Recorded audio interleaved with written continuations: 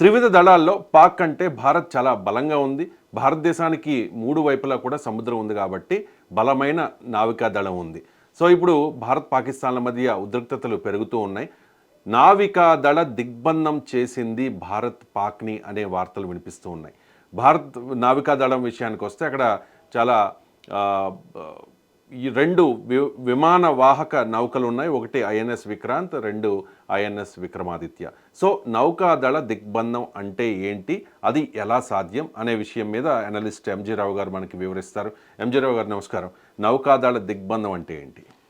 నౌకాదళ దిగ్బంధం అంటే ఒక దేశం వేరే దేశానికి సంబంధించిన ఎగుమతులు దిగుమతులు అనేవి సముద్ర రవాణా ద్వారా అయ్యే మొత్తాన్ని స్టాప్ చేసేసి ఆ దేశం ఇంకా యుద్ధం చేయకుండా ఉండాలి అంటే వాణిజ్య యుద్ధానికి సంబంధించిన అన్ని నేవల్ షిప్స్ బయటికి వెళ్లకుండా ఆపేయడాన్ని నావికాదళ దిగ్బంధం అంటారన్నమాట. ఇప్పుడు భారతదేశం ఇదే అస్త్రాన్ని పాకిస్తాన్కి వ్యతిరేకంగా వాడుతుంది. అంటే భారత నావికాదళం పాకిస్తాన్ని దిగ్బంధం చేసింది. దీన్ని నేవల్ బ్లాకేడ్ అని కూడా అంటారండి. ఇది 1965 యుద్ధంలో, 1971 యుద్ధంలో, అంతకుముందు అన్ని యుద్ధాల్లో ఇది వాడింది. ఏ యుద్ధమైన కోస్ట్ అంటే తీర ప్రాంతం ఉన్న దేశాలని నేవల్ బ్లాకేడ్ చేస్తారండి. అంటే దీని పరిణామాలు ఎలా ఉంటాయి? అంటే ఇది పాక్ ఎంతవరకు నష్టం? దీనికంటే ముందు మనం ఏంటంటే ఎలా నేవల్ బ్లాకేడ్ చేసింది అనేది ఒక్కసారి పరిశీలిద్దామండి. తర్వాత పరిణామాలు మీకు చాలా కూలంకషంగా వస్తాయి అన్నమాట. ఫస్ట్ నేవల్ బ్లాకేడ్ ఎలా చేసిందో చూడండి. ఈ నేవల్ బ్లాకేడ్ అంటే భారతదేశం మొత్తం తీర ప్రాంతం 7516.5 కిలోమీటర్లు ఉంటుందండి. అదే పాకిస్తాన్ తీర ప్రాంతం చూస్తే కేవలం 1046 కిలోమీటర్లు ఉంటుంది. ఇప్పుడు పాకిస్తాన్కి ఏది వెళ్ళాలన్నా ఏది రావాలన్నా తీర ప్రాంతమే. అందుకే తీర ప్రాంతం ఉన్న దేశమే ఎప్పుడు ఇంపార్టెంట్ అనమాట. ఈ తీర ప్రాంతం అంటే ఇప్పుడు గల్ఫ్ ఆఫ్ ఒమన్ నుంచి ఇక్కడ వరకు అరేబియన్ సముద్రం 2 ఉందన్నమాట. ఈ తీర ప్రాంతాన్ని భారతదేశం నావికాదళంలో చాలా శక్తివంతమైనది. దీన్ని బ్లూ వాటర్ నేవీ అంటారు. ప్రపంచంలో ఎక్కడికైనా ఇది వెళ్ళగలదు అనమాట. అందుకని 293 వార్షిప్స్ ఉన్నాయి. అందులో మనకి ఏంటంటే మీరు చెప్పినట్టు 2 air craft INS Vikrant, INS Vikramaditya, 2 air craft క్యారియర్లు, 18 సబ్మెరైన్స్ ఉన్నాయి. అందులో 2 అణు సబ్మెరైన్స్ ఉన్నాయి. ఇంకా ఈ విధంగా డిస్ట్రాయర్స్ అని ఉంటారు, ఫ్రిగేట్స్ అంటారు, కోవరేట్స్ అంటారు. ఇవన్నీ రకాలన్నమాట. ఇవన్నిటిని ఈ అరేబియన్ సముద్రంలో గల్ఫ్ ఆఫ్ ఒమన్ నుండి ఇదిగోండి ఇక్కడ మోహరించేసింది అంతర్జాతీయ జలాల్లో. ఇది అంతర్జాతీయ జలాలు, ఎవరైనా వెళ్ళొచ్చు తీర ప్రాంతం తప్పితే. 222 కిలోమీటర్ల వరకు వాళ్ళ తీర ప్రాంతం. ఇది దాటి మనం మోహరించేసాం.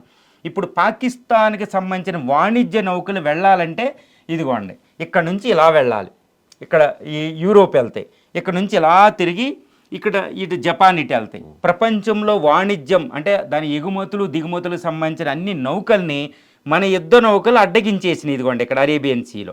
అంటే ఇంకా పాకిస్తాన్ నుంచి అటు ఇటు ఏ నౌకలు వెళ్ళలేవు. పాకిస్తాన్ నేవీ కూడా ఇక్కడే చిక్కుబడిపోయింది. ఎందుకంటే మనం ఆధిపత్యం ఉన్నాం, సముద్రంపై ఆధిపత్యం. ఇండియాని ఏమంటారంటే the queen of Indian ocean అంటారు. ఇండియన్ ఓషన్లో మనంత శక్తివంతమైన దేశం లేదు. సో ఈ విధంగా మనం ఆపేసాం అనమాట. సో ఇప్పుడు పాకిస్తాన్ ఊపిరి చలపడం లేదు. ఎగుమతులు దిగుమతులు వెళ్ళకపోతే ఆ దేశ వాణిజ్యం పడిపోతుంది. అదనమాట. ఇది నేవల్ బ్లాకేడ్. ఇప్పుడు న్యూక్లియర్ సబ్మెరైన్స్ ఐఎన్ఎస్ విక్రాంత్ ఇక్కడే ఉంది. ఇంకా ఐఎన్ఎస్ విక్రమాదిత్య ఇక్కడికి రాలేదు. ఐఎన్ఎస్ విక్రాంత్ ఒకటి చాలు. విక్రాంత్ ఉంది. న్యూక్లియర్ సబ్మెరైన్స్ కింద తిరుగుతూ ఉంటాయి. వార్షిప్స్లో కొన్ని 100 వార్షిప్లు ఉన్నాయి. ఇక్కడ ముంబై అనమాట వెస్టర్న్ హెడ్ క్వార్టరు. అదేవిధంగా కాండ్లా రేవు, ఇక్కడ కార్వార్ అని ఉంటుంది ఐఎన్ఎస్ కదంబా, ఇక్కడ న్యూక్లియర్ ఇది ఉంటుంది అనమాట మన ఎయిర్ క్రాఫ్ట్ క్యారియర్. ఇక్కడ నుంచి ఈ కొచ్చిన్ నుంచి ఇవన్నీ మోహరించేసింది. సో ఏది వెళ్ళలేని పరిస్థితి కూడా పాకిస్తాన్ అనేది ఆల్రెడీ మనం బ్లాకేడ్ చేసేసాం దాన్ని అనమాట. అది నౌకాదళ దిగ్బంధం అంటారు. యుద్ధం అంటే ఏదో మిలిటరీ అటాక్ మాత్రమే కాదు, ఆర్థిక పరమైన ఒత్తిడి తీసుకురావడం కూడా యుద్ధ తంత్రంలో ఒక భాగం. సో ఇప్పుడు ఈ నౌకాదళ దిగ్బంధం వల్ల పాకిస్తాన్కి జరిగే నష్టం ఏంటి? ఇది not only Pakistan, even China. ఇప్పుడు ఏంటంటే ఈ ఇండియన్ ఓషన్లో ఇది చాలా ఇంపార్టెంట్ అండి. ఈ ఇండియన్ ఓషన్ అనేది అంతర్జాతీయ విషయం అనమాట. ఇండియన్ ఓషన్ ఎవరైతే కంట్రోల్ చేస్తారో వాళ్ళు ఏషియా చూడండి. ఇండియన్ ఓషను ఇటు ఆఫ్రికా ఉంటుంది, ఇటు ఏషియా ఉంటుంది, ఇటు ఆస్ట్రేలియా ఉంటుంది, కింద అంటార్కిటికా 4 ఖండాల మధ్యలో ఉంటుంది అనమాట. ఈ ఓషన్ ఎవరైతే కంట్రోల్ చేస్తారో ఈ 4 ఖండాలని ప్రభావితం చేయొచ్చు అనమాట. కానీ ఇండియన్ ఓషన్లో సుమారు ఒక 52-80 దేశాలు ఉన్నాయి. ఇందులో దీని అంత శక్తివంతమైన దేశం లేదు. ఇప్పుడు ఇక్కడ ఇండియన్ ఓషన్లోకి చైనా ఎంటర్ అయిపోయింది. కాబట్టి ఈ నావెల్ బ్లాకేడ్ ఇక్కడ చేయడంతో నాట్ ఓన్లీ పాకిస్తాన్ మనం ఊపిరి జలపనివ్వడంలే, దానికి ఇప్పుడు ఆర్థికంగా వాణిజ్యం లేకపోతే ఎగుమతులు దిగుమతులు లేకపోతే దానికి డబ్బు ఉండదు, ఫ్యూయల్ ఆగిపోయింది. సో ఇది ఓడిపోద్ది, అది ఒక ఒత్తిడి మీరు అన్నట్టు. రెండో వార్నింగ్ చైనాకి, చూడు నా పవర్ ఇది, చూడు అవసరమైతే ఇండియన్ ఓషన్ అలా ఆపేస్తా. ఎందుకంటే నిన్న ఈ వింజింజామ్ ఇక్కడ ప్రైమ్ మినిస్టర్ గారు ఇక్కడ పోర్టు కూడా ఒకటి ఓపెన్ చేశాడు. ఇది అంతర్జాతీయంగా ఒక అద్భుతమైన వాణిజ్య మార్గం అన్నమాట. దీన్ని అడ్డగించాము అంటే ప్రపంచానికి ఒక వార్నింగ్ ఇస్తుంది ఇండియా. ఇండియన్ ఓషన్లో ఎవరైనా నాకు చెప్పెళ్ళాలి, అది చైనాకి స్ట్రాంగ్ వార్నింగ్ అండి. కానీ ఇక్కడ నాకున్న ఒక డౌట్, కొంచెం పరిధి దాటిన తర్వాత అంతర్జాతీయ జలాలు వస్తాయి కదా, ఇవి ఏ దేశానికి సంబంధించింది కాదు. మరి అంతర్జాతీయ జలాల గుండా పాకిస్తాన్ షిప్స్ ని వెళ్ళడానికి లేకపోతే ఇతర దేశాల నుంచి పాకిస్తాన్ పోర్టులకు వచ్చే షిప్స్ ని అడ్డుకోవడానికి భారత్కి రైట్ ఉంటుందా? ఒకటండి, అన్క్లాస్ అని ఒక కన్వెన్షన్ ఒకటి ఉంటుంది, అంతర్జాతీయ ఒప్పందం అంట, United Nations Convention on Law of Seas. అంతర్జాతీయ జలాల్లో ఏ విధంగా ఉండాలని ఒక అంతర్జాతీయ చట్టం ఉంది, అంక్లాస్ అని, United Nations conventional law of seas అని. దానికి భారతదేశం సంతకం చేసింది, అన్ని సంతకాలు చేసినాయి. ఇప్పుడు ప్రతి దేశానికి తీర ప్రాంతం నుంచి 212 నాటికల్ మైల్స్ వరకే దాని సర్వ హక్కులు ఉంటాయి. ఇది దాటిన తర్వాత అంతర్జాతీయ జలాలు వస్తాయి. ఇప్పుడు మీరు అడిగిన క్వశ్చన్, ఈ పాకిస్తాన్ ఇక్కడ వరకు ఉంటుంది అనుకోండి, దీని తర్వాత ఎవరైనా మూవ్ అవ్వచ్చు. ఈ అంతర్జాతీయ ది ఫ్రీ నావిగేషన్ అంటారన్నమాట, ఎవరైనా ఉండొచ్చు. కానీ ఇది యుద్ధ వాతావరణం ఉంది కాబట్టి మనం వేరే నౌకలను ఆపకూడదు, కానీ యుద్ధ వాతావరణం ఉంది కాబట్టి మన నౌకలు ఇక్కడ వాళ్ళని ఏమి అడ్డగించడంలే. మన నౌకలు ఇక్కడ ఉంటే ఏమవుతుందంటే అవి ఫ్రీగా రాలేవు. ఇప్పుడు పోలీసులు ఉంటే దొంగ ఎలా వెళ్ళలేడో మనం వాడిని బ్లాకేడ్ చేసేసాం, నీ వాణిజ్యం వెళ్ళకూడదు అని. ఈ అంతర్జాతీయ వాణిజ్య నౌకలు పాకిస్తాన్ ఒకటి వేరే కూడా వస్తాయి, వాళ్ళు ఇప్పుడు రారు. అరే ఎంత డిస్టర్బెన్స్ అస్థిరత్వం ఉన్నప్పుడు మనకి ఎందుకు, దాంతో వాణిజ్యం ఎందుకని వాళ్ళే మానేస్తారు. తర్వాత పాకిస్తాన్కి ఆయిల్ వస్తుంది అనమాట, పెట్రోలియం, ముఖ్యంగా ఇక్కడ నుంచి గల్ఫ్ ఆఫ్ ఒమన్, ఈ దేశాల నుంచి, ఇదిగోండి ఈ దేశాల నుంచి, సౌదీ అరేబియా, వీటిని ఇక్కడ అడ్డగించేస్తున్నాం. దానికి ఆయిల్ సప్లై వెళ్ళదు. దానిలో ఆయిల్ సప్లై వెళ్ళకపోతే ఏమీ లేదండి, ఆయిల్ సప్లై వెళ్ళకపోవడం అంటే మొత్తం మనం అడ్డగించాం. 10 షిప్పులు వెళ్ళవలసిన, ఆయిల్ ట్యాంకర్స్ వెళ్ళవలసిన 5 వెళ్ళినాయి అనుకోండి, అక్కడ రేట్లు పెరిగిపోతాయి. ఇన్ఫ్లేషన్, అదే పాకిస్తాన్ ఇన్ఫ్లేషన్తో స్టార్ట్ అయింది కదా, స్టార్ట్ అయింది. నేను ఒకటి చదివాను, ఎందుకంటే పాకిస్తాన్ దగ్గర ఆయిల్ నిల్వలు కూడా జస్ట్ ఒక 15 days మాత్రమే ఉన్నాయి. అవునండి, వాస్తవమేనా? అవును, పాకిస్తాన్ ఇంపోర్ట్ అవ్వడం.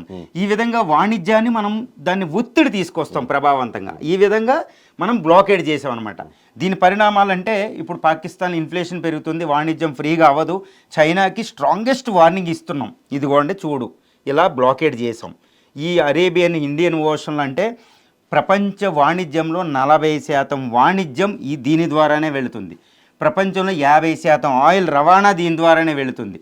సో ఇది బ్లాకేడ్ చేసి మనం ఇప్పుడు బయటికి రాదండి. ఇక్కడ మలక్కా స్ట్రైట్ అని ఒకటి ఉంటుంది అనమాట.